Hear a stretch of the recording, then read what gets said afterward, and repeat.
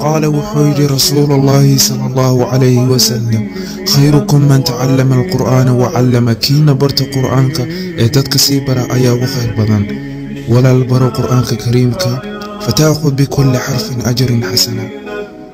ومؤسسة خيرها دار الرحمن أونلاين ومحد أتكبرن كرتو قرآنك كريمك يدروست دين إسلامك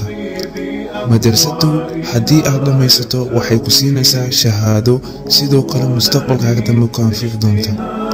مجعشت هاي إنها بلطة توجيدك يا قواعديسة سيدو قلم حفظين القرآن كريم يدو أول راعيو هب عصر بارك الذي جعل في السماء بروجا يدو أول راعيو هب عصر وأن كنعين علن كهور تاغان sidoo kale waxaanad wax ka baran kartaa Skype-ga iyo email-ga sidoo kale duruusta lagu barto waxa kamid ah higaada farbarashada luqadda Carabiga Qur'aanka axaadiista adkaarta tafsiirka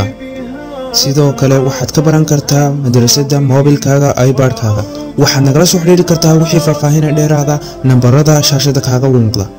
sidoo kale madrasadan waxa wax ka baran kara rag iyo dumar caruur iyo ciroolaba iyagoo dalka jooga iyagoo dibad jooga walaal sheeg kare fariintan si ay u gaadho walaalkaaga khayrka jecel isla markaana raba inuu kalaamka Allah subhanahu wa ta'ala barto